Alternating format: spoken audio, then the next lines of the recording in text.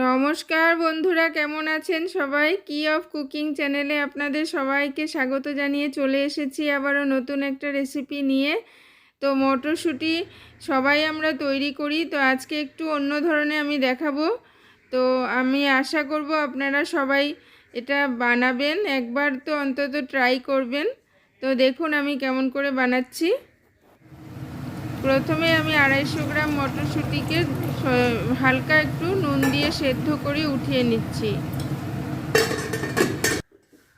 তারপর এটাকে ছেঁকে নিব, জলটাকে আমি আলাদা করে রেখে দিব।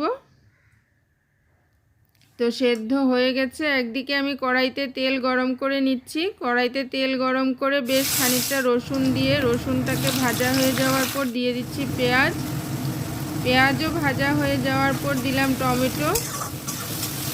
পেঁয়াজ বড় একটা পেঁয়াজ নিয়েছিলাম আমি, তো দিয়ে দিচ্ছি টমেটো। পেঁয়াজ ভাজা হয়ে যাওয়ার পর দিয়ে দিচ্ছি নুন, হলুদ, লঙ্কা গুঁড়ো, 2 চামচ মতো ধনে গুঁড়ো।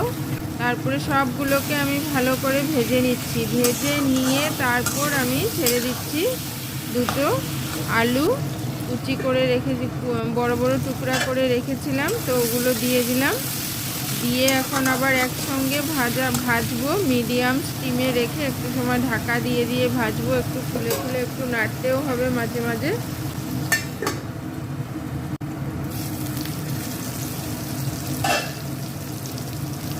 এখন হালকা একটু জল দিয়ে আবারও আমি মশলাটাকে ঢাকা দিয়ে রাখবো।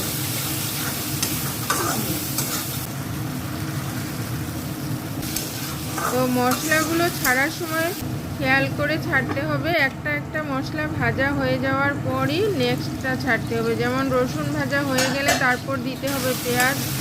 পেঁয়াজটাও ভালো করে ভাজা হয়ে যাওয়ার পর দিতে হবে টমেটো। ঠিক এইভাবে একটা একটা করে ভাজা হয়ে যাওয়ার পরই সেকেন্ড মশলাটা দিতে হবে। এখন দিয়ে দিলাম আমি মটরশুঁটিগুলো, সেদ্ধ করা মটরশুঁটি। একটু সময় আমি নাড়াচাড়া করে নিয়েছি।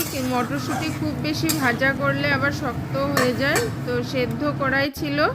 তো হালকা আমি কয়েকবার একটু হাই স্টিমে নাড়াচাড়া করে দিয়ে দিলাম মটরশুঁটি। সেদ্ধ করা যে জলটা ছিল ওই জলটাকেই আমি দিয়ে দিলাম ঝোলের জন্য, কারণ এই জলটার মধ্যে প্রচুর উপকারিতা ঢুকে গেছে। তো এই জলটা না ফেলে এটা দিয়ে দিলেই ভালো। তো দেখুন আমার এটা হয়ে গেছে। ধনেপাতা দিয়ে নামিয়ে নিয়েছি। তো আজকের জন্য এখানেই, থ্যাংক ইউ।